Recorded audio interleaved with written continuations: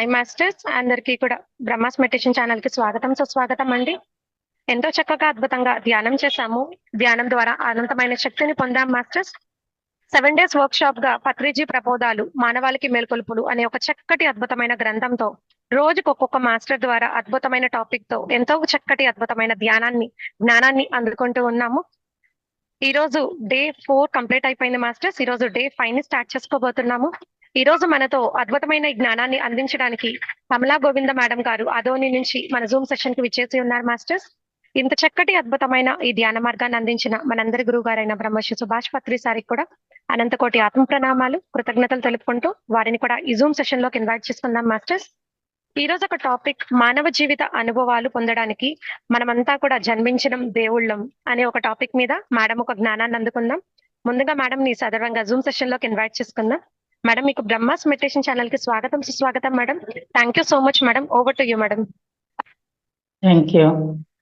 అందరికీ నమస్కారం మాస్టర్స్. ముందుగా మన గురువైన బ్రహ్మర్షి పితామహ పత్రిజీ గారికి, అలాగే స్వర్ణమాల మేడం గారికి నా ఆత్మ ప్రణామాలు తెలుపుకుంటూ ఈ చక్కటి జ్ఞానాన్ని అందరికీ అందిస్తున్న బ్రహ్మాస్ మెడిటేషన్ ఛానల్ వారికి, టీం మెంబర్స్ అందరికీ నా కృతజ్ఞతలు, ధన్యవాదాలు. మనం మానవ అనుభవాలు పొందడానికి వచ్చిన దేవుళ్ళం. మనం ఊరికే రాలేదు, టైం పాస్ చేయడానికి రాలేదు. మనం ఇక్కడ ఎంతో విలువైన ఈ మానవ జన్మ మనకేం ఫ్రీగా రాలేదు. ఛాలెంజెస్ తీసుకొని వచ్చాం మనం. ఎన్నో ఛాలెంజెస్, ఎన్నో రకాల విషయాల గురించి తెలుసుకోవాలని, ఎన్నో రకాల అనుభవాలు పొందాలని, 84 లక్ష జీవరాశులుగా మనం జన్మలు తీసుకుని ప్రతి ఒక్క జీవిలో దానికి తగిన అనుభవాన్ని పొందుతూ మానవ జన్మ తీసుకున్నాం. ఎంతగానో శ్రమించి, ఎంతగానో నిరీక్షించి మనం వచ్చామన్నమాట. ఇక్కడ అద్భుతంగా పండించుకుంటున్న పంట ఇది. మనం పండించుకున్న పంట ఈ మానవ జన్మ అనేది. మనకు పనికిరాని విషయాలను, అక్కరకు రాని మాటలను అవన్నీ పక్కన పెట్టేసి ధ్యానం చేస్తేనే మనకు అర్థమవుతుంది.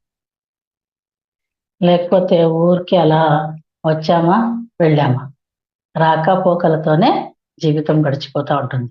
జన్మలు గడిచిపోతాయి. రాత్రి పగుళ్ళు ఎలాగుంటాయో అలా జన్మలకి జన్మలు వస్తున్నాం పోతున్నాం. ఎందుకు వస్తున్నామో తెలీదు. అంటే భూలోకం అనేది మాయకు సంబంధించింది. అక్కడ మనకు అన్ని తెలుసు. ఇక్కడికి రాగానే అన్నిటినీ మర్చిపోతాం మనం. ఆ మరుపు అనేది కూడా ఒక వరమే.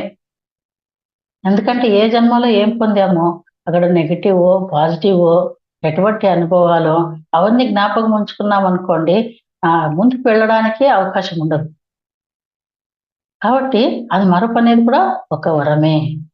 అలా అన్నిటిని మర్చిపోయి మనము ఎందుకు వచ్చామో తెలియకుండా, మన లక్ష్య సాధన ఏమిటో తెలియకుండా, ఎటువంటి అనుభవాలు పొందడానికి వచ్చామో తెలియకుండా అలా జన్మ పరంపర అనేది జరుగుతూనే ఉంది. ఆ చక్రం అలాగే తిరుగుతూ ఉంది. కాలాన్ని, జన్మలను వృధా చేసుకుంటూనే ఉన్నాం మనము. కేవలం మనుషులం మాత్రమే అనుకుంటున్నాం మనం. భూమి మీదకి వచ్చి మనుషులం మాత్రమే అని అనుకొని ఈ ప్రాపంచిక విషయాలలో, ఈ ప్రాపంచిక భోగంలో మునిగిపోయి ఈ కనపడేదే సత్యము, కనబడుతున్న ఈ ప్రపంచమే సత్యము, మిగతాది ఏమీ లేదు, కనపడింది అసలు ఏమీ లేదు అన్న ఒక అసత్యంలోనే మన జీవితాలను వెళ్ళదీస్తున్నాం. ఇక్కడ మనము దైవ అనుభవాలను కానీ, ఆధ్యాత్మిక అనుభవాలను కానీ సంపాదించుకోవడానికి రాలేదు. మానవ జీవిత అనుభవాలను పొందడానికి వచ్చాము. ఎందుకంటే మనం మౌలికంగా దైవాలమే, స్వతహాగా ఆధ్యాత్మికులమే. పైలోకాల్లో ఆ మూలంలో మనము దైవాలమే. కాబట్టి ఆ దైవ అనుభవాలు పొందడానికి రాలే మనము. ఆధ్యాత్మికతను, ఆ అనుభవాలు సంపాదించుకోవడానికి రాలే. కేవలం మనుషులు మాత్రమే కాదు మనము. ఆ దివ్య లోకాల నుంచి ఈ మనుష్య జన్మలోకి వచ్చాము. మానవ జీవితం గడపడం కోసం వచ్చాము. అసలు మానవ అనుభవాలంటే ఏమిటి?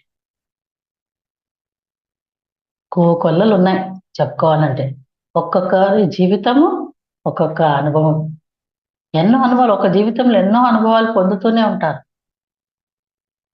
ఒకసారి రైతుగా పుట్టడం, రైతుగా పుట్టినప్పుడు ఆ పొలం దున్నడం ఎలాగో, ఆ విత్తు విత్తడం ఎలాగో, పంటలు పండించడం ఎలాగో, ఆ జీవితం అంతా ఆ భూమికి అంకితం చేయడం అనేది ఉంటుంది. నిజంగా ఆ రైతు జీవితం ఎంత అద్భుతమైన జీవితం. ఎంత కష్టపడి చెమటోడిస్తే ఆ పంట పండుతుంది. ప్రతి ఒక్క జీవితము అద్భుతమే. ఇక్కడ ఉన్నంత వరకు అది అర్థం కాక ప్రతి ఒక్కరు ఏడుస్తూనే ఉంటారు. ఇక్కడ ఈ శరీరాన్ని వదిలేసి అక్కడ పై లోకాలకు వెళ్ళిన తర్వాత అక్కడ చూసుకుంటే మన ఒక సినిమా వేసుకొని అక్కడ అర్థమవుతుంది. నా ఒక రైతు జీవితం ఎంత అద్భుతంగా పండించాను నేను. ఆ భూమితో అనుసంధానం అవ్వడం ఎలాగో నేర్చుకున్నాను.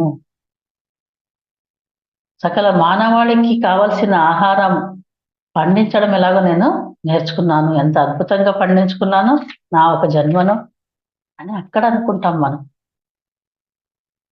ఈసారి నేను ఒక వ్యాపారిగా పుడతాను.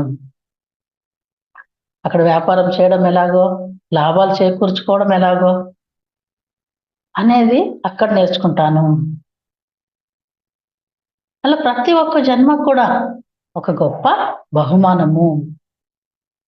పుట్టే ఆత్మకు ప్రతి జన్మకు కూడా గొప్ప బహుమానమే, గొప్ప సాహసమే. ఎంత అడ్వెంచర్ చేస్తుంటాం మనం ప్రతి ఒక్కరు. కానీ మనం ఏమనుకుంటామంటే ఎంతో తమాషా, ఇదంతా తమాషా, ఒక సినిమా లాగా అనిపిస్తూ ఉంటుంది. మనకు సామాన్యంగా కనబడుతుంది ఇదంతా. కాకపోతే ఇది సామాన్యం కాదు. ఇది అసామాన్యమైన విషయము. లేకపోతే పైలోకాల నుంచి ఎందుకు వస్తాం మనం? అనుభవాలు కావాలని, జీవిత అనుభవాలు పొందాలని. ఆ దేవుడు ఈ జన్మ తీసుకొని ఇక్కడికి వచ్చాడు. కుండలు చేసే కుమ్మరివాడిలాగా, వంటలు చేసే వంటవాడిలాగా. ఆ జీవితం అంతా దానికే అంకితం. కుండలు చేసేవాడు కుండలకే అంకితం. వంటలు చేసేవాళ్ళు వంటలు చేస్తూనే ఉంటారు. వాళ్ళు అద్భుతంగా వంటలు చేస్తేనే కదా ఆ రుచిని మనం ఆస్వాదించేది. అందుకే అంటారు రుచికరంగా ఉండే భోజనం చేస్తే నలభీమ పాకం అబ్బా ఎంత అద్భుతంగా ఉంది. అంటే నలభీమలు ఎంత నైపుణ్యాన్ని సాధించింటారు.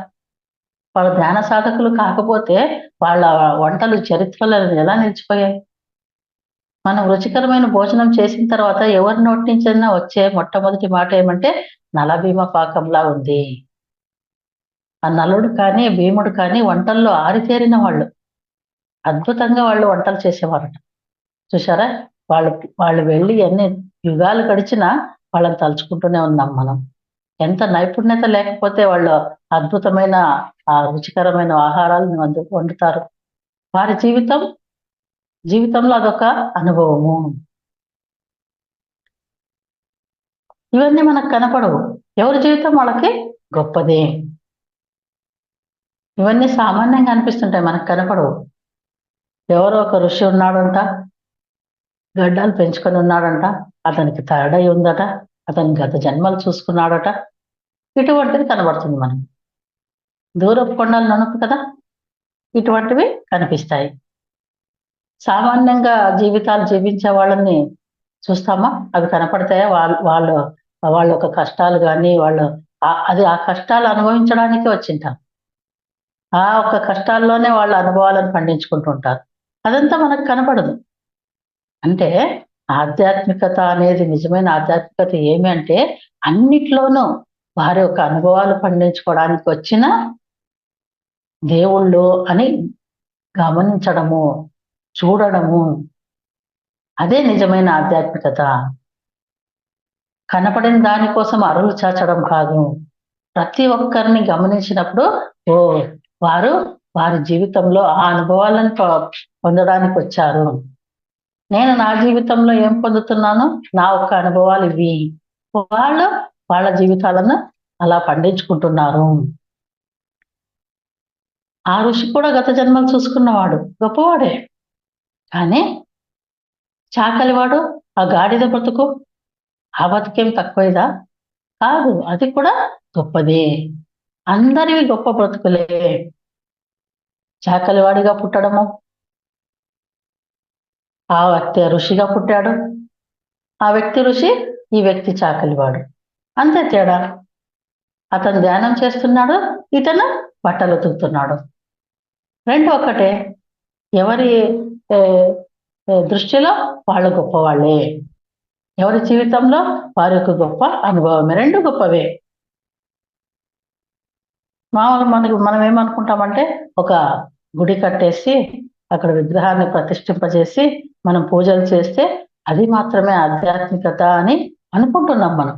అందుకోసమే ఎక్కడ చూసినా పూజలు ఎవరు ఏం చెప్తారు, రాళ్లకు, రప్పలకు, చెట్లు, చేమలకు ఎన్నో రకాల కొత్త కొత్త పూజలు పుట్టుకొస్తున్నాయి. అందులో ఏమి విషయం లేదు అని తెలిసినా కూడా వాళ్ళ అనుభవాలే కావాలని కోరుకుంటారు. రామదాసు అదే. అతను ఆ ఒక భక్తిలో పరవశుడు అయిపోయి ఆ జైల్లో ఉన్నప్పుడు ఆ రాముని మీద ఎన్నో రకాలుగా పాటలు పాడి అతను అందులోనే మమేకమై ఉంటాడు. చివరికి రాముడు అతనికి అనుగ్రహించి నీకు సత్యలోకానికి పంపిస్తా అంటే, అక్కడ ఏముందంటే, అక్కడ ఆనందమే ఉందంటే, నాకు అక్కర్లేదు, నేను నిన్ను పూజించుకోవడమే నాకు కావాలి, అందులోనే నాకు పారవశ్యం ఉంది అని కోరుకుంటాడు. అంటే ఆయనకి ఆ అనుభవమే కావాలి, ఆ భక్తిలో ఉండే అనుభవమే కావాలి. ఇంకా అంతకంటే ముందుకు వెళ్ళడము అతనికి అవసరం లేదు. కాబట్టి ఇప్పుడు ఎవరి జీవితము వారిది గొప్పదే. ఒక అద్భుతమైన శిల్పకళ ఉంటుంది, అది ఎంతో అద్భుతమైన కళ, అది గొప్పది. సంగీత కళ, నృత్య కళ అన్ని గొప్పవే. ప్రతి ఒక్కరి జీవితము గొప్పదే. నీ జీవితము నీకు గొప్పదే, నా జీవితము నాకు గొప్పదే. ప్రతి స్త్రీ జన్మ ఎంత గొప్పది. ఒక తల్లి కావడం అనేది అంతకన్నా గొప్ప విషయం ఉంటుందా ప్రపంచంలో? అసలు ఉండదు. ఒక స్త్రీగా పుట్టడము, బిడ్డల్ని కని పెంచడము, వాళ్ళకి సరైన సంస్కారాన్ని అందించడము, ఎంత గొప్ప జీవితం అది ఒక స్త్రీది. అలా ప్రతి మనిషి కూడా చనిపోయాక తన జీవితాన్ని చూసుకుని మురిసిపోతాడు. ఇక్కడున్నంత వరకు అదే అర్థం కాదు. శరీరాన్ని వదిలేసి పైలోకాలకు వెళ్ళిన తర్వాత అక్కడ తనని తను చూసుకున్నప్పుడు, తరిచి చూసుకున్నప్పుడు అక్కడ అర్థమవుతుంది, నేను ఎంత అద్భుతంగా నా పాత్రను పోషించాను, ఆ జన్మను నేను సార్థకం చేసుకున్నాను, ఇప్పుడు మరొక కొత్త జన్మను తీసుకుంటాను అనేది అక్కడ అర్థమవుతుంది. ఇక్కడేమి మనకేమి తెలీదు, ఇంకేదో ముక్తి సాధించాలి అని అనుకుంటూ ఉంటాం. నిజానికి ముక్త పురుషులే అయి ఉన్నాం మనం అందరము. ఇంకా ఏదో దైవత్వం సాధించాలని అనుకుంటాము. పుట్టక ముందే ఆ దైవత్వమే అయి ఉన్నాం మనం అందరము. పుట్టిన తర్వాత ఒక జంతు శరీరంలో ఉంటే ఏనుగు శరీరంలో ఉంటే ఏనుగు అవుతాడు, వంట శరీరంలో ఉంటే వంట అవుతాడు, మనిషి శరీరంలో ఉంటే మనిషి అవుతాడు. పుట్టక ముందు ఆ దైవమే, ఆ దేవుడే. పుట్టిన తర్వాత ఆ శరీరంలో ఆ ఒక దైవం ప్రవేశిస్తే ఆ శరీరాన్ని తీసుకుంటాడు. ఇది ఒక గొప్ప స్టేట్మెంట్, ఇది స్పిరిచువల్ సైన్స్ లో. నేను ఎలా ఉన్నానో అలా కరెక్ట్ గానే ఉన్నాను. ఎవరికి వాళ్ళు కరెక్ట్ గానే అనిపిస్తుంటారు కదా, అలా ప్రతి ఒక్కరు కరెక్ట్ గానే ఉంటారు వారి వారి జీవితంలో. నా జీవితం, నా బ్రతుకు ఎంత అద్భుతమో ఆ రైతు బ్రతుకు అంతే అద్భుతము, వంట వాళ్ళ బ్రతుకు అంతే అద్భుతము. ఎవరి జీవితము, ఎవరి అనుభవము వాళ్ళకి అద్భుతమే, అంత కరెక్ట్ గానే ఉంటుంది. కాకపోతే మనల్ని మనం కించపరుచుకుంటూ ఉంటాం, మనల్ని మనం అర్థం చేసుకోము. సరైన ఆధ్యాత్మికత అంటే ఏమిటో మనకు తెలీదు. మనం ఎక్కడో ఉన్న ఆ భగవంతుని సాక్షాత్కరింప చేసుకోవాలి అనుకుంటుంటాము. నాకు ఆత్మ సాక్షాత్కారం కావాలి, నేను నిర్వాణం పొందాలి, పరినిర్వాణం పొందాలి, మహాపరినిర్వాణం పొందాలి అనుకుంటూ ఉంటాం. కానీ నీవు నిర్వాణంలోనే ఉన్నావు, పరినిర్వాణంలోనే ఉన్నావు. అలా ఉండకుండా ఎప్పుడు లేవు నువ్వు. ఆ మహాపరినిర్వాణంలోనే ఉన్నావు. ఆ దైవత్వం కాకుండా నీవు లేవు. నీవెప్పుడు దైవమే. అది మరచి ఉన్నావు నువ్వు అంతే. అది ఎప్పుడైతే నీకు జ్ఞాపకం వచ్చిందే నీకు దైవమే నువ్వు. ఆల్రెడీ దైవమే అయ్యి ఉన్నావు, కాకపోతే మరచి ఉన్నావు. నువ్వు కాదన్నంత మాత్రాన కాకుండా పోవు. అలా మనం పుట్టిన తర్వాత మన దైవత్వాన్ని మనం మర్చిపోతామని మనం ఇక్కడ పుట్టక ముందే మనకు తెలుసు. అప్పుడే అందులో ఉండే ఒక సాహసం అనేది, ఆ అడ్వెంచర్ అనేది ఉంటుంది. ఒక మహాయానం ఉంటుంది. పోయిన మన యొక్క ఎరుకను, మన యొక్క అవేర్నెస్ ను మళ్ళీ తిరిగి తెచ్చుకోవడం. చూసారా? మనం ఆల్రెడీ దైవం అయ్యి ఉన్న మనము ఇక్కడికి వచ్చి రాగానే మర్చిపోయి మళ్ళీ ఆ దైవత్వం నేనే అని మళ్ళీ మనం గుర్తు చేసుకోవడం. తమాషాగా ఉంది కదా నిజంగా. ఎంత సంతోషంగా అనిపిస్తుంటుంది. మనము మనకు మనమే ఎరుక తెచ్చుకోవడం, మనల్ని మనమే తట్టి లేపుకోవడం. ఆ చాకలి వాడు ఏమనుకుంటాడంటే, జీవితం అంతా నేను అందరి బట్టలు నేనే ఉతకాలా, దేవుడు నన్ను ఎందుకు ఇలా పుట్టించాడు అంటే ఏడుస్తూ ఉంటాడు అతను.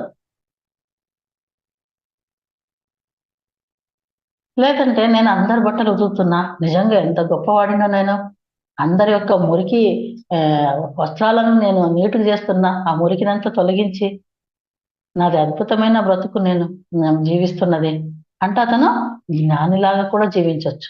రెండు ఉంది ఛాయిస్ అనేది. నువ్వు ఏడుస్తూ అజ్ఞానంలో ఉంటావా, లేకపోతే నీ జీవితానికి నువ్వు సంతోషిస్తూ ఉంటావా? అజ్ఞాని అయితే ఎప్పుడు ఏడుస్తూ ఉంటాడు, జ్ఞాని అయితే సంతోషంగా ఉంటాడు, నా జీవితం అద్భుతమైంది అని. ఋషి కూడా అంతే. అతను ధ్యాని అయ్యి కూడా మూడవ కన్ను రాకపోతే ఏడుస్తూ ఉంటాడు. ఏడుస్తూ జీవించాల్సిన అవసరం లేదు. ఎందుకంటే నువ్వు ఆల్రెడీ భగవంతుడివి. ఆ విషయం నువ్వు ఎరుక తెచ్చుకోవడానికి ఇక్కడ వచ్చావు నువ్వు. ఒక దేవుడు ఏనుగు శరీరాన్ని తీసుకున్నట్టు, మనిషి శరీరాన్ని తీసుకున్నట్టు, మేక శరీరాన్ని తీసుకున్నట్టు, ఆవు శరీరాన్ని తీసుకున్నట్టు, అలా వాటిని నువ్వు చంపుతున్నప్పుడు ఏమవుతుందంటే ఆ దేవుడికి అనుభవం రాకుండా మనం అడ్డుకుంటున్నాం.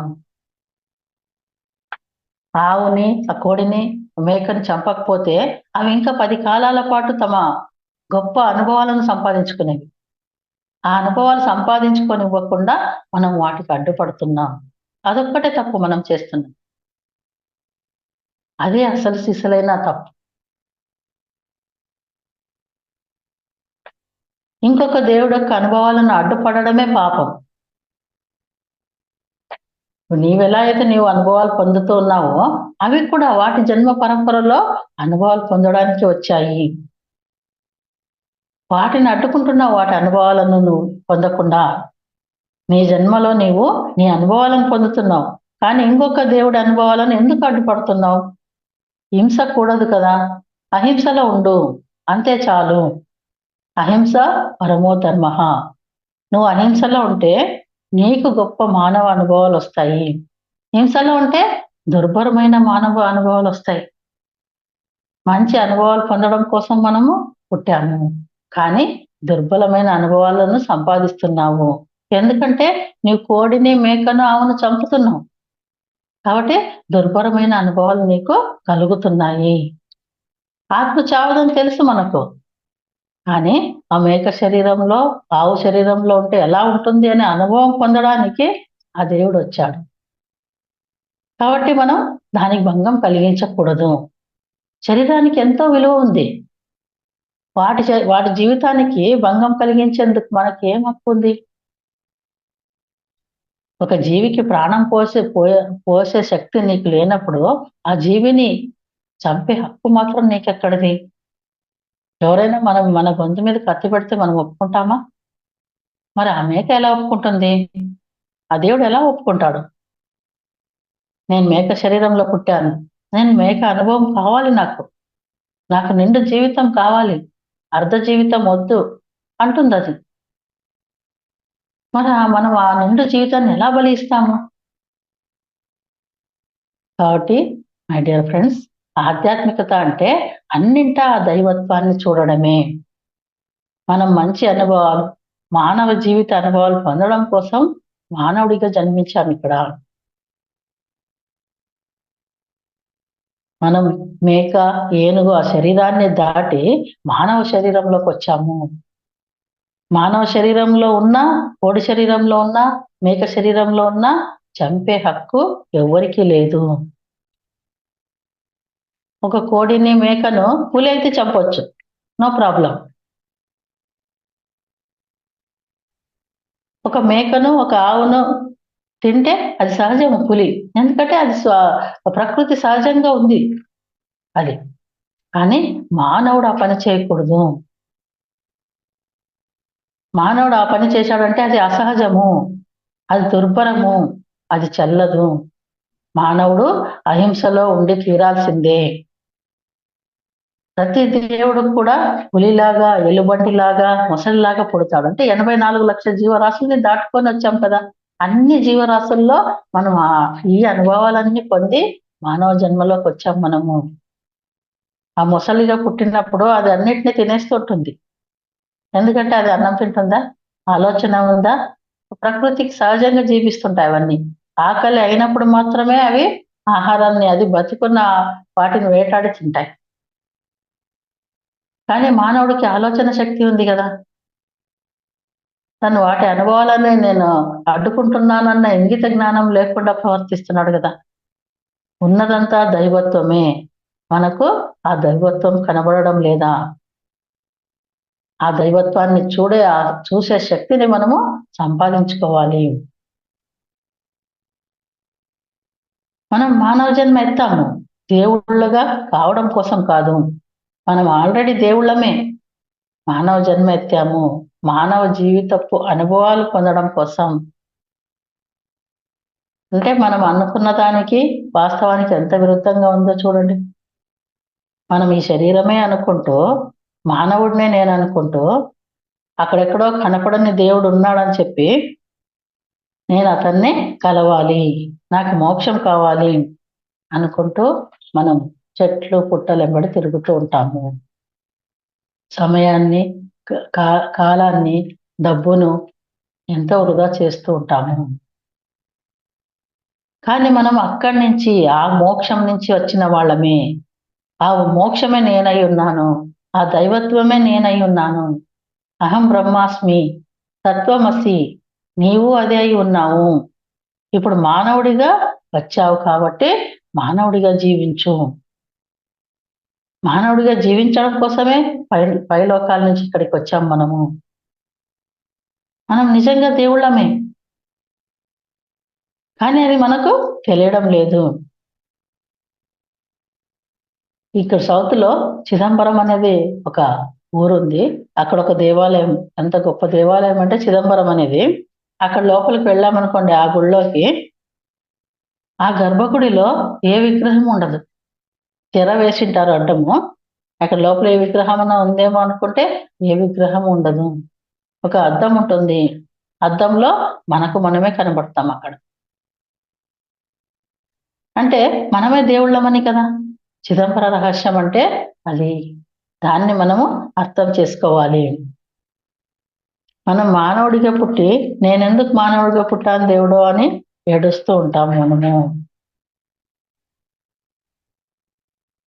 ఒక జన్మలో పేదగా పుట్టి, పేదగా జీవితాన్ని అనుభవించడం కోసం, ఒక జన్మలో ధనికుడిగా పుట్టి, ధనికుడి జీవితాన్ని అనుభవించడం కోసం, ఒక జన్మలో ఆడ జీవితాన్ని అనుభవించడం కోసం, ఒక జన్మలో మగగా మగ జీవితాన్ని అనుభవించడం కోసం, ఒక జన్మలో 10 మంది పిల్లలతో, ఒక జన్మలో ఇంకా పిల్లలంటే ఇంక బేజారు వచ్చేసింది, ఇంకా నెక్స్ట్ జన్మలో పిల్లలే వద్దు అనుకోని పిల్లలు లేకుండా పుట్టడం, అంతా మన చాయిసే. అక్కడ ఎవరు మన నుదుటి రాత రాసేవాళ్ళు ఎవరు లేరు. మన జీవితాన్ని నిర్దేశించే వాళ్ళు ఎక్కడ ఎవరు లేరు. మన జీవితానికి మనమే నిర్దేశకులము. మన జీవితాన్ని సరిదిద్దుకునే వాళ్ళము మనమే. దాన్ని సరైన మార్గంలో తీసుకెళ్లే వాళ్ళము మనమే. చెడగొట్టుకునే వాళ్ళము మనమే. ఛాయిస్ మనదే. మనం ఏది తెలుసుకోవాలని అనుకొని వచ్చామో దాన్ని తెలుసుకుంటూ వెళ్తూ ఉంటాము. ఆ అనుభవాన్ని పొందుతూ వెళ్తుంటాము. అలా మన ఇష్టంతోనే మనము ఇక్కడ వచ్చాము మనము. ఎందుకంటే మనకు కొత్త కొత్త అడ్వెంచర్స్ కావాలి మనకి. చేసిందే చేస్తామా? ఒకసారి ఫెయిల్ అయ్యాము. మళ్ళీ మళ్ళీ ఫెయిల్ అవుతూనే ఉంటారా? పాస్ అవుతూనే ఉంటారా? అక్కడ ఒకే క్లాస్‌లోనే ఫెయిల్ అయి కూర్చుంటామా? పాస్ అయ్యి ముందుకు ముందుకు వెళ్తూ ఉంటామా? అలా ప్రతి జన్మలో కొత్త కొత్త అడ్వెంచర్స్, కొత్త కొత్త అనుభవాలు ఎన్నో రకాల ఎన్ని కోట్ల జనం ఉన్నారో ఒక్కరికొకరికి సరిపోలదు. ఎవరి అనుభవాలు వాళ్ళవే. ఒకరు అనారోగ్యం, ఒకరు అద్భుతమైన ఆరోగ్యం, ఒకరు యోగి, ఒకరు భోగి, ఒకరు రోగి. ఎన్నో రకాల అనుభవాలు. మనకు దుర్యోధనుడు ఏం చెప్తాడు? దుర్యోధనుడు ఎంతో అద్భుతమైన ఉమ్, అతను కూడా జ్ఞాని. అతను ఏం చెప్తాడు? నాకు తెలుసు ధర్మం అంటే ఏంటో నాకు తెలుసు. అయినా నాకు అది చెయ్యాలని లేదు. నాకు దుర్మార్గమే చెయ్యాలని ఉంది. ఎందుకంటే నేను ఆ అనుభవాలు పొందడానికి వచ్చాను కాబట్టి నేను ఆ దుర్మార్గాన్నే నేర్చుకుంటాను. అదే అనుభవాన్ని పొందుతాను. అలా ప్రతి ఒక్కరు ఇప్పుడు రావణ బ్రహ్మ అంటాము. ఆయన జ్ఞాని కాదా? జ్ఞాని కాదా? రావణ బ్రహ్మ అంటే బ్రహ్మ అంత జ్ఞాని అతను. బ్రహ్మజ్ఞాని. అంతటి అద్భుతమైన వ్యక్తి దుర్మార్గాన్ని అనుసరించాడు. రాక్షసుడు. కాబట్టి అది అతను ఆ అనుభవాలు పొందడానికే వచ్చాడు కాబట్టి అవే ఆయనకు జీవిత అనుభవాలు అయ్యాయి. ఇలా మన పరిస్థితులు మనకి గొప్ప బహుమానాలు, గొప్ప అడ్వెంచర్స్, సాహస యాత్రలు. ప్రతి జన్మ ప్రతి వ్యక్తికి సాహస యాత్రనే. ఆ దైవత్వానికి అన్ని సాహస యాత్రలే. ఏ సాహస యాత్ర కూడా ఎక్కువది కాదు, తక్కువది కాదు. అన్ని సరిసమానమైన సాహస యాత్రలే. మనం దైవత్వంగానే ఉన్నాము. ఆ దైవత్వంలోనే జీవిస్తున్నాము. చాకలివాని జీవితం ఎంత గొప్పది కాకపోతే ఆ దేవుడు చాకలివానికి ఎందుకు పుడతాడు? ఒకటే గొప్పది కానిది, మాంసాహారం తినడం అని. అంతకన్నా ఇంకేమీ లేదు. ఎందుకంటే ఇంకొక జీవితానికి నువ్వు అడ్డుపడుతున్నావు. ఆ మేక శరీరం చనిపోయింది. ఆ చనిపోయిన శరీరాన్ని తిను. No problem. అక్కడ నష్టం లేదు. నిన్ను నువ్వు నష్టపరుచుకుంటున్నావు అంతే. అంటే ఈ పెట్రోల్ ఇంజన్‌లో కిరోసిన్ పోస్తున్నాం. అప్పుడు నువ్వే నష్టపోతావు గదా! నీకు నువ్వు నష్టపోవాలని కోరుకుంటే నష్టపో. ఎందుకంటే ఆ అనుభవం కోసం నీవొచ్చావు. బ్రతికున్న మేకను, కోడిని మాత్రం చంపి తినొద్దు. సహజంగా చనిపోయిన దాన్ని తిను.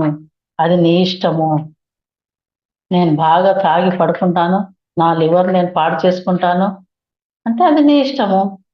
నీ జీవితంలో నీవు సర్వస్వతంత్రుడివి. కానీ పక్కవాడి జీవితాన్ని హరించే హక్కు నీకు లేదు. బ్రతికున్న దాన్ని తినడం, చంపి తినడం ఘోరం అది. మహాపాపము, అధర్మము, హింస. ఆ జీవి ఇంకా జీవించాలనుకుంటుంది. నువ్వు చంపకుండా ఉండుంటే అది ఇంకా 10 రోజులు బ్రతికేది. ఆ 10 రోజుల అనుభవాన్ని నువ్వు హరిస్తున్నావు. నిజంగా అది పాపం కదా! ఈనాటి హీనమైన చర్య కదా అది. నీ జీవితాన్ని ఎవరో హరించడానికి నువ్వు ఒప్పుకుంటావా? మరి వేరొక ప్రాణి జీవితాన్ని ఎలా హరిస్తున్నావు? ఆ భగవంతుడు ఒక గద్దలా రెక్కలు ఆడిస్తూ గాల్లో ఎగురుతూ ఉంటే ఆ అనుభవం పొందడానికి వచ్చాడాయన. ఆ గద్ద జీవితం తెలుసుకోవడం కోసం. గద్ద పిండంలో చేరితే గద్దగా జన్మ తీసుకుంటావు. మానవ పిండంలో చేరితే మానవుడిగా జన్మ తీసుకుంటావు. ఆవు పిండంలో చేరితే ఆవుగా జన్మ తీసుకుంటావు. ఆ భగవంతుడే, ఆ దేవుడే ఈ సాహసయాత్ర చేయడం కోసం అలా జన్మ తీసుకుంటాడు. ఒక ఓ కుక్కలో పుట్టి జీవితమంతా యజమానికి విశ్వాసంగా జీవించడం ఎలాగో అది అక్కడ నేర్చుకుంటుంది. ఆ అనుభవం పొందుతుంది. షిరిడి ధ్యానయజ్ఞంలో 2006లో ఆ యొక్క మహాయజ్ఞంలో ప్రతిరోజు ఒక కుక్క వచ్చేది. ఆ 7 రోజులు కుక్క అక్కడే ఉంది. అందరు కుక్క కుక్క కుక్క చీ చీ చీ చీ అన్నారు. కానీ అక్కడ షిరిడి బాబా కుక్క రూపంలో వచ్చారు.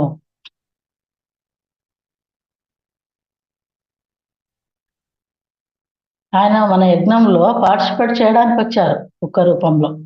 వారం 10 రోజులు అక్కడే ఉన్నారు ఆయన. మనకు ఆ కుక్క శరీరం మాత్రమే కనబడుతుంది. కానీ ఆ కుక్క శరీరంలో ఉన్నది షిరిడి బాబా. ఆయన ఎందుకోసం అలా వచ్చారు అంటే, ఆ కుక్కలోనూ దేవుడు ఉన్నాడు, అందరిలో కూడా దేవుడు ఉన్నాడు, ఆ దేవుడిని నువ్వు చీ కొట్టొద్దు అని మెసేజ్ ఇవ్వడానికి వచ్చారు. నీకు చేతనైతే సహాయం చేయి, దానికి ఒక రొట్టె ముక్క వేయి, కానీ అంతేకాని దాన్ని చీ కొట్టకు. ఏ జీవితాన్నైనా సరే దరిద్రంగా చూస్తే అంతకన్నా దరిద్రం ఇంకొకటి ఉండదు. నువ్వు ఆధ్యాత్మికుడిపై కానే కాదు అన్న సందేశం ఇవ్వడానికైనా అలా వచ్చారు. లోకా సమస్త సుఖినో భవంతు, లోకమంతా అందరూ సుఖంగా ఉండాలని కోరుకోవడమే ఆధ్యాత్మికత. పంచుకొని తినడము, కలిసి ఉండడం ఆధ్యాత్మికత. కలిసి ఉంటే కలదు సుఖము. దేనితో కలిసి ఉండడం? సకల ప్రాణికోటితో, కుక్కతో, పిల్లితో, మేకతో, కోడితో, వాటితో కలిసి ఉండడం. మనకు దేవుళ్ళందరూ చెప్పే సందేశం అదే. పరమశివుడు పాముతో కలిసి ఉన్నాడు, విష్ణుమూర్తి గరుడుతో కలిసి ఉన్నాడు, పామునే పానుపుగా చేసుకున్నాడు విష్ణుమూర్తి. దత్తాత్రేయుడి దగ్గర ఎప్పుడు కుక్కలు ఉంటాయి. వాళ్ళ ఆ జీవులతో, ఆ ప్రాణులతో కలిసిమెలిసి ఉన్నారు స్నేహపూర్వకంగా. ఒక 2 ఏళ్ల పిల్లవాడు ఉంటాడు, వాడికి తన తల్లి ఎవరో తన తండ్రి ఎవరో తెలీదు, ఎవరెవరో తెలీదు ఆ చిన్నవాడికి. కానీ వాడి లోకం ఏమిటో కూడా వానికి తెలీదు. కానీ వాడు సరిగ్గానే ఉన్నాడు కదా. సరిగ్గానే ఒక 20 ఏళ్ల వాడు ఉంటాడు, 70 ఏళ్ల వాడు ఉంటాడు. సరికాని 2 ఏళ్ల వాడు ఎక్కడ ఉండడు. ఎవరు వచ్చినా నవ్వుతుంటాడు, ఆకలి వేస్తే ఏడుస్తుంటాడు. ఏడవడం సరిగ్గా లేదా, నవ్వడం సరిగ్గా లేదా? ఏది సరిగ్గా లేదు? అంతా సరిగ్గానే ఉంది. ఆ 2 ఏళ్ల పిల్లవాడు ఎలా సరిగ్గా ఉన్నాడో అందరూ అలాగే సరిగ్గానే ఉన్నారు. ఒక బ్రతికున్న దాన్ని చంపి దాన్ని మాంసం తినేవాడు తప్ప ప్రతి ఒక్కరూ ఎవరి జీవితంలో వారి వారి అనుభవాలు పొందుతూ వారు కరెక్ట్ అయిన స్థితిలోనే కరెక్ట్ గానే ఉన్నారు. బ్రతికున్న దాన్ని చంపి తినే పులి కరెక్ట్, కానీ బ్రతికున్న దాన్ని చంపి తింటే ఆ మానవుడు టోటలీ రాంగ్. అక్కడ మూడవ కన్ను అక్కర్లేదు, కుండలిని పైకి లేవక్కర్లేదు, నీ చక్రాలు నువ్వు చూసుకోనక్కర్లేదు, నీవు హాస్టల్ ట్రావెల్ చేయక్కర్లేదు, గత జన్మలు చూసుకోనక్కర్లేదు, నీవేదో మోక్షం సంపాదించుకోనక్కర్లేదు. నీవు అహింసలో జీవిస్తే చాలు. మానవుడిగా పుట్టినప్పుడు నీవు అహింసా ధర్మాన్ని ఆచరిస్తే చాలు, ఏడవకుండా బ్రతుకుతావు. మానవుడిగా పుట్టి బ్రతికున్న దాన్ని చంపి తింటే నీవు జీవితం అంతా ఏడుస్తూ జీవిస్తావు, నీకు నీవే హాని చేసుకుంటున్నావు. కాబట్టి పిరమిడ్ స్పిరిచువల్ సొసైటీ మూమెంట్లో అన్నిటికన్నా ముఖ్యమైనది మాంసాహారం తినవద్దు నాయనా, అంతే తప్ప మిగతా అన్ని పనులు సరైనవే. చాకలిగా కుమ్మరిగా చేసే పని ఇంకా బాగా చెయ్యి, సంగీతం ఇంకా బాగా పాడు, డ్యాన్స్ ఇంకా బాగా చెయ్యి. నువ్వు చేసే పనిలో పర్ఫెక్షన్ సాధించు. యోగ కర్మసు కౌశలం. యోగం చేస్తే ఏమవుతుందంటే నీ కర్మల్లో నువ్వు నిష్ఠాతుడు అవుతావు. నువ్వు చేసే పనుల్లో ఆ నైపుణ్యత అనేది నీకు వస్తుంది. అందుకోసం నువ్వు ధ్యానం చెయ్యి. మోక్షం సంపాదించుకోవడం కాదు ధ్యానం అనేది, ఎందుకంటే అక్కడి నుంచే నీవు వచ్చావు. దానికోసం కాదు, నువ్వు ఏ అనుభవాలు పొందాలని వచ్చావో, ఏ కర్మలు అయితే చేస్తున్నావో అందులో నైపుణ్యత సాధించడానికి నువ్వు ధ్యానం చెయ్యి. ఒక రైతుగా పొలం దున్నడం కోసం పుట్టావు, మరింత బాగా పొలం దున్నాలంటే ధ్యానం చెయ్యి. ధ్యానం చేసి పొలం దున్ను, ఇంకాస్త అద్భుతంగా ఆ పని చేయగలుగుతావు. ధ్యానం చేసి వంట చెయ్యి, అద్భుతమైన రుచి వస్తుంది. ధ్యానం చేసి సంగీతం పాడు. ఇలా ప్రతి దాంట్లోనూ ధ్యానం చేసినప్పుడు మాత్రమే నువ్వు చేసే పని పట్ల ఆ ఒక కౌశల్యం అనేది వస్తుంది. నీ ఆధ్యాత్మిక లక్ష్యం మంచి చాకలిగా ఉండడం కావాలి. మంచి సంగీత విద్వాంసుడు కావాలి, మంచి సంగీతజ్ఞుడివి కావాలి అంటే నువ్వు ధ్యానం చేయాలి. నువ్వు ధ్యానం చేస్తుంటే మంచి ధ్యానం అవుతావు, ధ్యాన ప్రచారకుడు అవుతావు. ఇలా అన్ని సరి సమానమే, అన్ని సమతుల్యంతో కూడుకున్న సాహస యాత్రలే.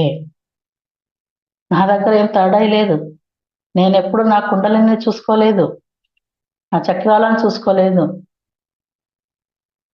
మరి నాకేం తక్కువ? నేను లోబ్సాంగ్ రాంపాలాగా ఆస్ట్రల్ ట్రావెల్ చేయలేదు, ఆకాశిక్ రికార్డ్స్ చూడలేదు. అవి ఉన్నాయని తెలుసు. మనం వచ్చిన పని ఏమిటంటే జ్ఞాన ప్రచారం చేయడము, అహింస ప్రచారం చేయడము. అది మనం చేస్తున్నాం. పత్రిసారి చేసింది ఇదే.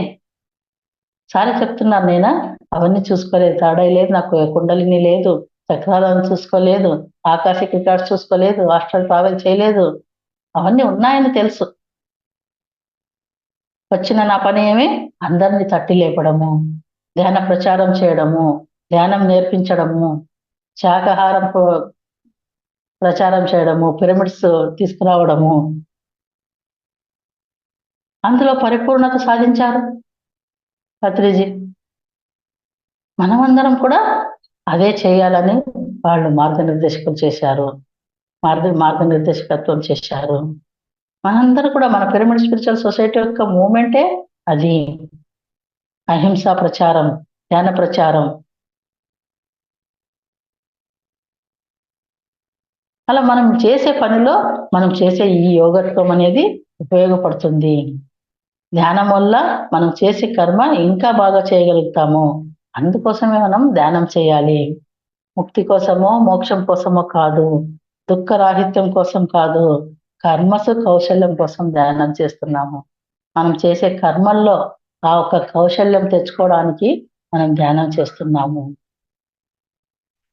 భగవంతునికి ఏ దుఃఖం ఎందుకుంటుంది? నేను భగవంతుని తెలుసుకున్నాను కదా, అద్భుతమైన మానవ జీవితాలు పొందడం కోసం ఈ శరీరాన్ని తీసుకున్నాను కదా, ఇంకెందుకు దుఃఖం అనేది వస్తుంది భగవంతుడికి?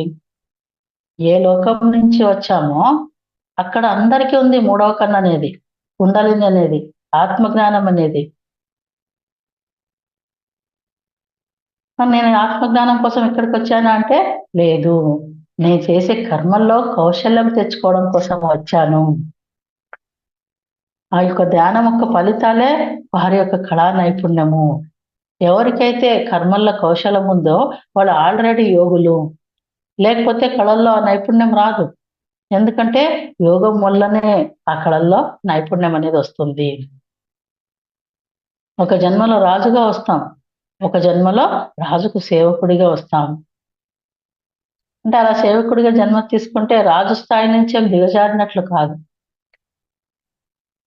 ఎందుకంటే ఆ అనుభవం, రాజుగా ఉన్నప్పుడు అక్కడ పరిపాలన ఎలా చేయాలి, ఆ యుద్ధ నైపుణ్యము, శత్రువుల్ని ఎలా ఎదుర్కోవాలి, రాజ్య విస్తరణ ఎలా చేయాలి, సేవకుడుగా ఉన్నప్పుడు ఆ సేవ ఎలా చేసుకోవాలి, రాజుకు బంటుగా, నమ్మిన బంటుగా ఎలా ఉండాలి. ఈ విధంగా రకరకాల అనుభవాలు, రకరకాల మనుషులు, రకరకాల కర్మలు. ఆ కర్మల్లో పరిపూర్ణత్వము, నైపుణ్యం తెచ్చుకోవడానికే ధ్యానం చేయాలి. ఒకసారి Abraham Lincoln, president of America, ఆయన ఎవరు అడుగుతారు అన్నమాట, మీకు ఆదర్శం ఎవరు అని. మీరు అందరికీ ఆదర్శం కదా, మరి మీకెవరు ఆదర్శం అన్నప్పుడు ఆయన నా తండ్రి నాకు ఆదర్శం అని చెప్తారు. ఆయన చెప్పులు కుట్టేవారు కదా మీ తండ్రి గారు అంటే, అవును ఆయన చెప్పులు కుట్టేవారు. ఆ చెప్పులు కుట్టడంలో ఆయన పర్ఫెక్షన్ 100% సాధించారు. నేను ప్రెసిడెంట్ గా ఉన్నా కూడా నేను నా ఒక పనిలో ఆ ఒక పర్ఫెక్షన్ అనేది లేదు. కాబట్టి నా తండ్రి నాకు ఆదర్శము అని చెప్తారన్నమాట. చూసారు, యోగ కర్మసు కౌశలం, ఇది must important point of Bhagavad Gita. యోగం అంటే ధ్యానాభ్యాసమే. నీవు ఆల్రెడీ భగవంతుడివి, కానీ నువ్వెందుకు మెడిటేషన్ చేయాలంటే నువ్వు ఇక్కడ మానవుడిగా పుట్టావు కాబట్టి, నువ్వు చేసే కర్మల్లో కౌశలం కోసము, నువ్వు సరైన మానవుడిగా ఉండడం కోసము. రాముడు, కృష్ణుడు అందరూ దేవుళ్ళే, మనం అందరము దేవుళ్ళే. వాళ్ళని ఈ రోజు దేవుళ్ళుగా గుర్తిస్తున్నామంటే వాళ్ళ మానవులుగా జన్మ తీసుకొని వాళ్ళు ఆ ధ్యానం చేసి వాళ్ళ కర్మల్లో ఆ కర్మల్లో కౌశలాన్ని తెచ్చుకొని మళ్ళీ ఆ ఒక పూర్ణత్వాన్ని సాధించుకున్నవారు కాబట్టి వాళ్ళని దైవాలు అని చెప్తున్నాం మనము. మనం కూడా ఆ దైవాలమే. మనం కూడా ఆ పర్ఫెక్షన్ ఎప్పుడైతే తెచ్చుకుంటామో, ఎప్పుడైతే మనము ఆ, ఈ అనుభవాన్ని పొందుతామో నేనే భగవంతుడిని అని, అప్పుడు మనం కూడా ఆ పూర్ణత్వము సాధించుకున్నట్టే. దానికోసం మనం ధ్యానం చేస్తున్నాము. మనం చేసే కర్మలు, మనం పొందే అనుభవాల్లో పరిపక్వత రావడానికి, కౌశలాన్ని తెచ్చుకోవడానికి. మనం నమ్మినా నమ్మకపోయినా మనం దైవాలమే ఆల్రెడీ. ఆ మూలం మోక్షం అనే ఆ మూలం నుంచి వచ్చిన వాళ్ళమే. కానీ మరచి ఉన్నాం ఇక్కడ. మరపు అనేది ఒక భూలోకం ఒక నియమము. ఈ ఒక ఆరలకు వచ్చేసరికి ఆటోమేటిక్ గా అందరూ మర్చిపోతారు. ఆ దైవాలు అయినా కూడా రాముడు, కృష్ణుడు కూడా మర్చిపోయారు. తర్వాత వాళ్ళు గురుకులానికి వెళ్ళి అక్కడ ధ్యానాభ్యాసం చేసిన తర్వాత వాళ్ళకి గుర్తు తెచ్చుకోవడం. మనం అదే కదా, ఆ ఎరుక తెచ్చుకోవడం కోసమే మనము ఇక్కడ మళ్ళీ గుర్తు చేసుకోవడం కోసమే ఈ మానవ అనుభవాలు పొందుతూ పొందుతూ మనం ఏదైతే మరిచి ఉన్నామో మన మూలాన్ని, అది గుర్తు చేసుకోవడము, ఆ ఎరుక తెచ్చుకోవడం కోసము.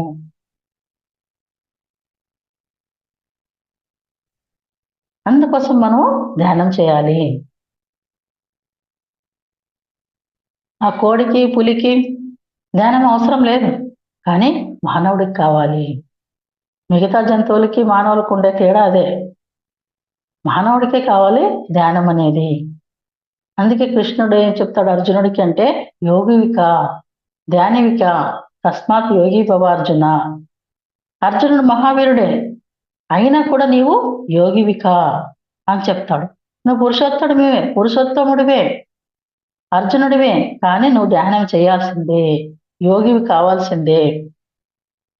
నీ నిజతత్వము, నీ ఒక ఆత్మతత్వము, నీ ఒక దైవతత్వము తెలుసుకోవడం కోసము, నీవు చేసే కర్మల్లో కౌశలం రావడం కోసము ధ్యానం నువ్వు చేయాల్సిందే అని చెప్తాడు. మనం చేసే కర్మల్లో నైపుణ్యత ఒక ఆ, సాధించుకుంటూ మన ఒక నిజతత్వాన్ని, ఆత్మతత్వాన్ని ఎరకపరచుకోవడం కోసము మనం ధ్యానం చేయాల్సిందే. రమణ మహర్షి దగ్గరికి ఎవరు వెళ్ళినా ఆయన నిన్ను నువ్వు తెలుసుకో అని చెప్పేవాడు. ఏమిటి తెలుసుకోవడం అంటే, నిన్ను నువ్వు మానవుడిగా అనుకుంటున్నావు, నువ్వు ఆల్రెడీ దైవానివే, అయం ఆత్మ బ్రహ్మ. ఈ విషయం రమణ మహర్షి తెలుసుకున్నాడు కాబట్టే అందరికి చెప్తూ ఉన్నాడు. నువ్వు తెలుసుకోలేదు కాబట్టి నువ్వు తెలుసుకొని ఆయన గుర్తు చేస్తున్నాడు. ఏమని తెలుసుకోవాలంటే మనం ఆత్మ పదార్థం అని తెలుసుకోవాలి. తెలుసుకుంటే ఏమవుతుంది అంటే నువ్వు చేసే పనుల్లో పర్ఫెక్షన్ అనేది వస్తుంది. ఇక్కడ నిన్ను నువ్వు మర్చిపోయావు, ఆల్రెడీ నీవు దైవమే, ఆత్మ పదార్థమే. నీకు వేరే ఆత్మ సాక్షాత్కారం అవసరం లేదు, నీకు ధ్యాన శక్తి కావాలి. అప్పుడు నీవు ఆత్మ పదార్థానివి, దేవుడివి అని నీకు అర్థమవుతుంది, అవగాహనకు వస్తుంది. నువ్వు చేసే పనుల్లో ఆ కౌశల్యం వస్తుంది. లేకపోతే నువ్వు నీ జీవితం అంతా ఏడుస్తూ బ్రతుకును ఈడుస్తూ ఉంటావు. కానీ మనం వేరే వాళ్ళని చూసి వాళ్ళు మహాత్ములురా, వాళ్ళు గొప్పవాళ్ళు, కారణ జన్మలు అనుకుంటుంటావు. కానీ నీవు కూడా ఆత్మ పదార్థాన్ని నువ్వు తెలుసుకుంటే, నీవు కూడా నీ పని చేయడం కోసమే పుట్టావని తెలుసుకుంటే, నీ పని యొక్క గొప్పతనం నీవు తెలుసుకున్నప్పుడు ఆ ఆనందము, ఆ సంతోషము అనేది వేరే ఉంటుంది. అలా మన యొక్క గొప్పతనం, మనం చేసే పని యొక్క గొప్పతనం, మన జన్మ యొక్క గొప్పతనం తెలుసుకోవడమే ఆధ్యాత్మికత. మాంసాహారం తింటూ ఎంత గొప్పవాడైనా పునరపి జననం, పునరపి మరణం అనేది అది రిపీట్ అవుతూనే ఉంటుంది, ఒక చక్రం లాగా. అందరూ ఏమంటారంటే మేము చంపలేదు స్వామి, ఎవరో చంపితే మనము తెచ్చుకొని తిన్నాము. అంటే బ్రతికున్న దాన్ని చంపి ఎవరో అమ్మితే దాన్ని తెచ్చుకొని తింటున్నావు, అది నిశ్చితం. అది ఎవరిని జ్ఞానులుగా ఋషులుగా చేయడం కోసమో నేను పుట్టలేదంట సార్. నేను ఎవరిని ఋషులుగా చేయడం కోసం రాలేదు, జ్ఞానులుగా తీర్చిదిద్దడం కోసం రాలేదు. మీరు చేసే పనుల్లో మీరు పర్ఫెక్షన్ సాధించడం చెప్పడానికే నేను వచ్చాను. అంతేకాని ఎవరి మూడవ కన్ను తెరిపించడం కోసం రాలేదు. ఎవరికైనా కర్మకాలి మూడవ కన్ను వచ్చిందనుకోండి, ఓకే, హ్యాపీ, నీకు 10%, 20% బోనస్ అని ప్రకటిస్తా. అహింసలో జీవిస్తే నీ శాలరీ నీకు వస్తుంది, నీకు మూడవ కన్ను మళ్ళీ ఎక్స్ట్రా బోనస్ అన్నమాట.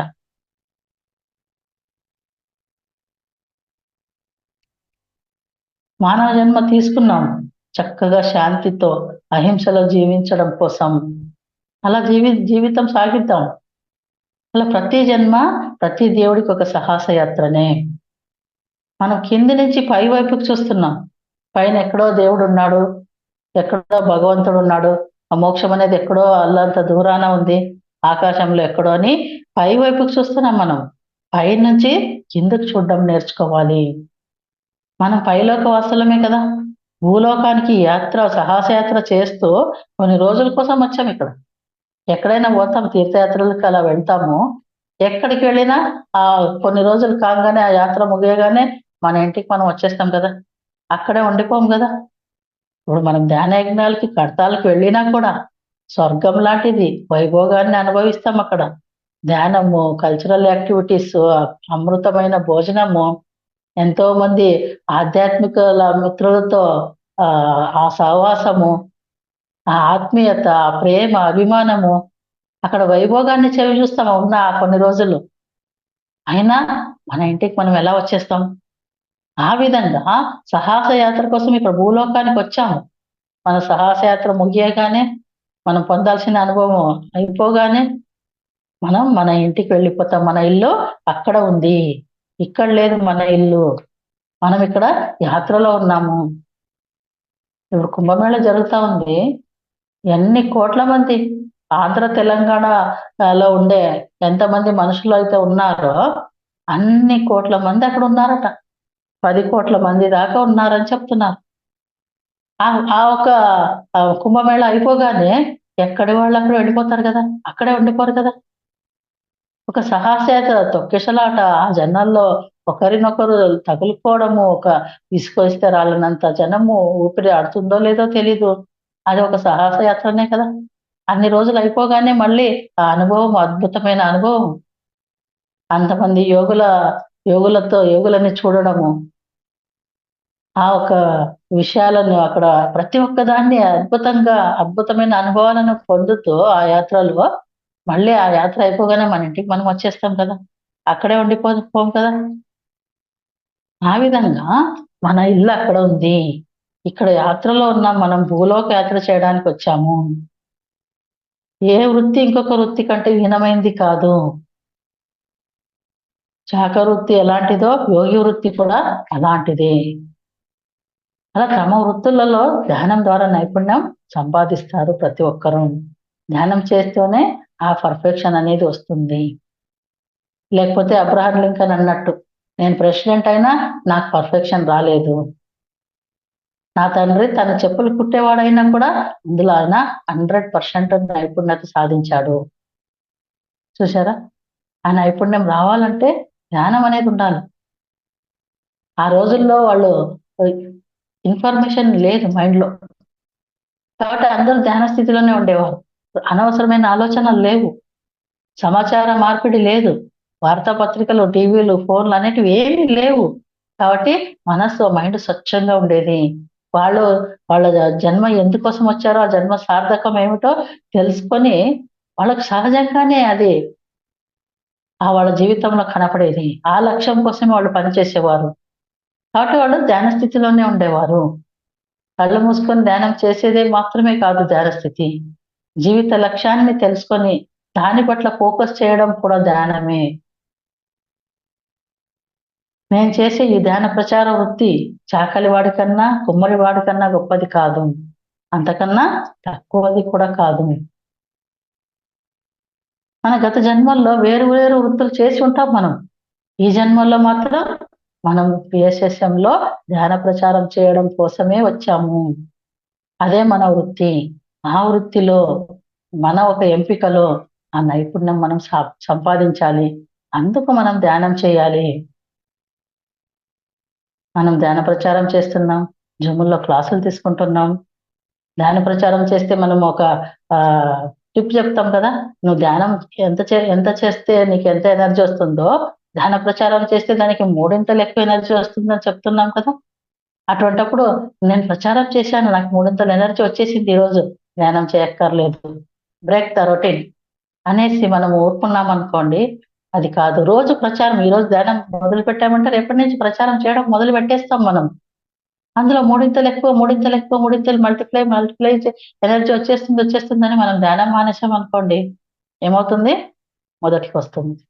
నువ్వు ఎంత ప్రచారం చేసినా, నువ్వు ఎంత పిరమిడ్లు కట్టినా, శాకాహార ర్యాలీలు చేసినా, నీవు ధ్యానం చేయాల్సిందే. అప్పుడు మాత్రమే నీలో ఆ నైపుణ్యత ప్రతి దాంట్లోనూ, నువ్వు క్లాసులు చెప్పడంలోనూ కానీ, ప్రచారం శాకాహార ర్యాలీలు అయితేనేమి, ఏ ప్రచారం చేసినా, నువ్వు చేసే పనిలో ప్రతి దాంట్లోనూ పర్ఫెక్షన్ రావాలంటే నువ్వు ఖచ్చితంగా ధ్యానం చేయాల్సిందే. కృష్ణుడు అర్జునుడికి చెప్పినట్టు, నువ్వు పురుషోత్తముడివే, నువ్వు అయినప్పుడు నువ్వు ధ్యానం చేయాల్సిందే అని చెప్తాడు కదా. ఆ విధంగా నువ్వు మహావీరుడు అయ్యుండొచ్చు, నువ్వు యోగివి కావాల్సిందే, నువ్వు పురుషోత్తముడు అయ్యుండొచ్చు, నువ్వేమన్నా అయ్యుండొచ్చు, కానీ నువ్వు ధ్యానం చేయాల్సిందే, యోగివి కావాల్సిందే అని కృష్ణుడు చెప్పినట్టు మనం ఖచ్చితంగా ధ్యానం చేయాల్సిందే. ఏ వృత్తిలో ఉన్నా, ఏ ప్రచారం చేస్తున్నా, ఏ మాత్రం మనకు టైం లేదు, బిజీగా ఉన్నాను అని చెప్తున్నా, నిద్రను మానేసి కూర్చో, ధ్యానము 1 గంట ధ్యానము 6 గంటల నిద్రతో సమానము. నువ్వు నిద్ర మానేసి కూర్చో, ధ్యానం చెయ్యి. ఆ విధంగా ధ్యానం చేయాల్సిందే. అందరూ ఏదో ఒక జన్మలో, ఏదో ఒక సాహసయాత్రలో, ఏదో ఒక కర్మలో, ఏదో ఒక వృత్తిలో ఉన్నారు. ప్రతి ఒక్కరు ఎవరి వృత్తుల్లో, ఎవరెవరి కర్మల్లో వారు సాహసయాత్రలో అద్భుతంగా జరిపించుకుంటూ ఉన్నారు. అవి అద్భుతంగా జరగడం కోసమే ధ్యానం చేయాలి. సరి అయిన మానవుడిగా జీవించాలి అంటే, అహింసలో జీవించాలంటే తప్పకుండా ధ్యానం చెయ్యాల్సిందే. ఈ యొక్క 2 స్టేట్మెంట్స్ మనము గుర్తించుకోవాల్సింది. మొట్టమొదటిది అహింస పరమో ధర్మ. నువ్వు అహింసలో జీవించాల్సిందే ఖచ్చితంగా, నువ్వు అహింసలో జీవించే తీరాలి. రెండోది యోగ కర్మసు కౌశలం. మొదటిది ధర్మము, రెండవది ధ్యానము. ఇవి ఖచ్చితంగా నువ్వు పాటించాల్సిందే. కాబట్టి ఈ ఒక అద్భుతమైన ఒక్కొక్క మానవుడు ఒక్కొక్క అనుభవాలు, ఒక్కొక్క కర్మలు, ఎన్నో రకాల అనుభవాలు పండించడం కోసమే ఇన్ని కోట్ల మానవులుగా జన్మ తీసుకోవడము. ఒక మానవులే కాదు, సకల జీవరాశులుగా కూడా తీసుకుంటూ మనం ధర్మో రక్షిత ధర్మాన్ని కాపాడితే ఆ ఒక ధర్మము మనల్ని కాపాడుతుంది. నీవు చేసే కర్మల్లో పర్ఫెక్షన్ రావాలంటే నువ్వు యోగం చేయాల్సిందే, ధ్యానం చేయాల్సిందే అని చెప్తూ ప్రతిసారి ఎంతో అద్భుతంగా పత్రిజీ ప్రబోధాలు మానవాళికి మేలుకొల్పులు అన్న ఈ ఒక పుస్తకం ద్వారా మనకు ఎంతో అద్భుతంగా అందించారు. నాకు ప్రతిసారి అందించిన ఈ కాన్సెప్ట్ ని మీ ముందు తీసుకురావడానికి అవకాశం కల్పించిన బ్రహ్మాస్ మెడిటేషన్ ఛానల్ వారికి నా కృతజ్ఞతలు తెలుపుకుంటూ, ఈ అద్భుతమైన అవకాశాన్ని అందించిన మన గురువు గారికి, బ్రహ్మశ్రీ పితామహకి ధన్యవాదాలు తెలుపుకుంటూ థ్యాంక్ యూ. నమస్తే మేడం. నమస్తే అండి. నమస్తే. అద్భుతంగా చెప్పారు. అంటే పత్రిజీ ప్రబోధాలు అనేది కర్మ కౌశల్యం కోసం చాలా అద్భుతంగా చెప్పారు. నిజమే, ఎన్ని చేసినా సరే ధ్యానం చెయ్యాలి. ప్రతి జీవులోనూ, అంటే మనందరూ అనుకపోయినా భూమికి వచ్చిన ప్రతి ఒక్కరు భగవంతులే అని చెప్పారు. భగవంతుడు ఏ రూపంలో రావచ్చు, మనం అంటే అన్ని జీవుల్ని మనం ప్రేమించాలి. అది కృష్ణ భగవాన్ చెప్పింది, బాబా చెప్పింది ఆచరించి చేసి చూపించారు వాళ్ళందరినీ. కాబట్టి అదే ఆచరణ మనం చెయ్యాలని చెప్పేసి, కర్మ చెయ్యు కానీ అది కర్మని కరెక్ట్గా ఆచరిస్తే ఆ కర్మని నీకు ఎంతో మంచి చేస్తే మంచి కర్మ, చెడు చేస్తే చెడు కర్మ, ఆ ఫలితం కూడా మనమే అనుభవించాలి ఈ భూమి మీదకి వచ్చిన తర్వాత. కానీ ధ్యానం ఎన్ని చేసినా, మీరు అన్నారు ఎన్ని సేవలు చేసినా ధ్యానం అనేది అల్టిమేటే, దాన్ని మించింది ఇంకోటి లేదు. ఎందుకంటే మనం నిజమే ధ్యాన ప్రచారం చేసాము, అది చేసాను ఇది చేసాను అని ధ్యానంకి వెనకబడితే మరి ఆ శక్తి ఎక్కడి నుంచి వస్తుంది మనకి?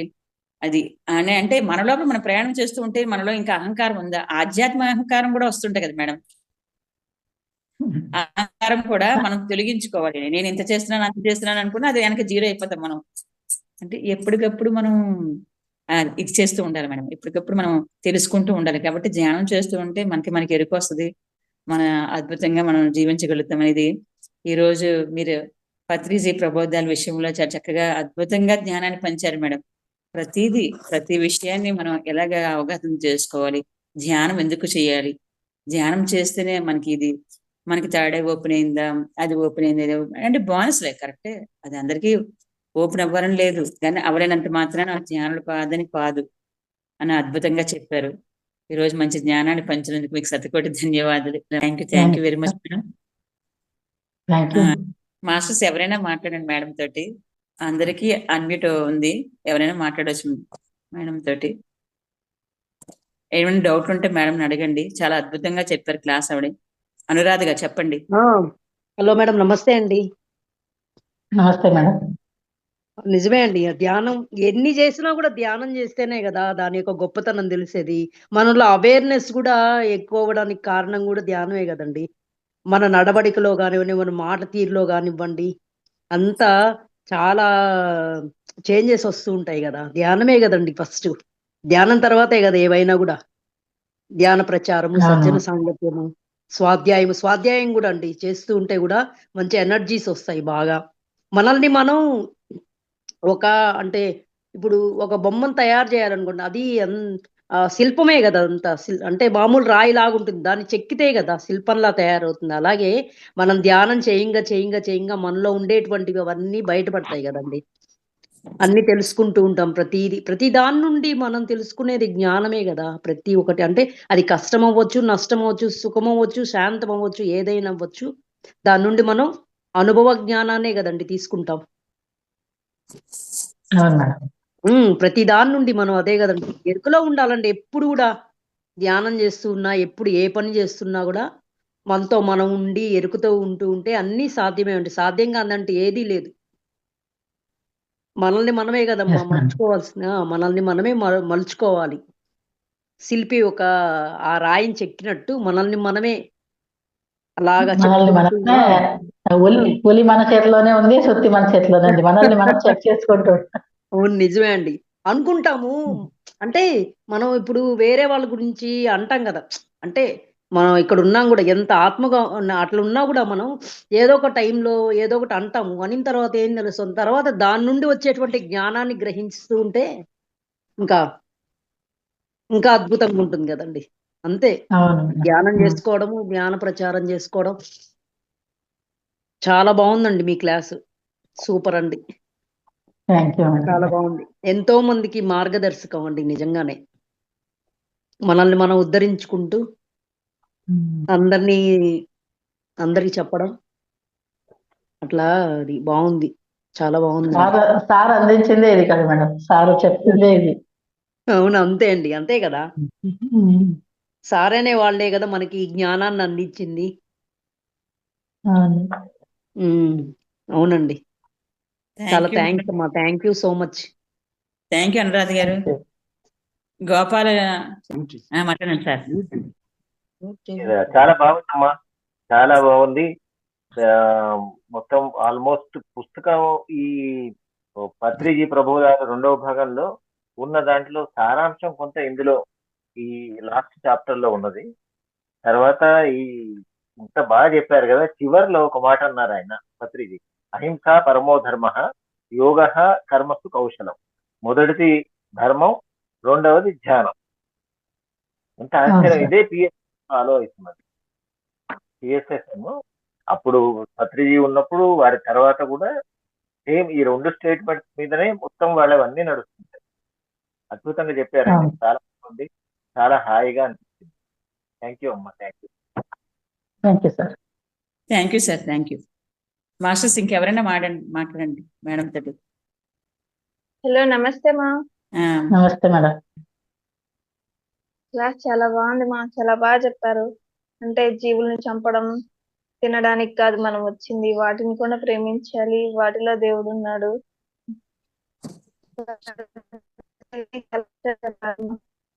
చాలా బాగుంది క్లాస్. Thank you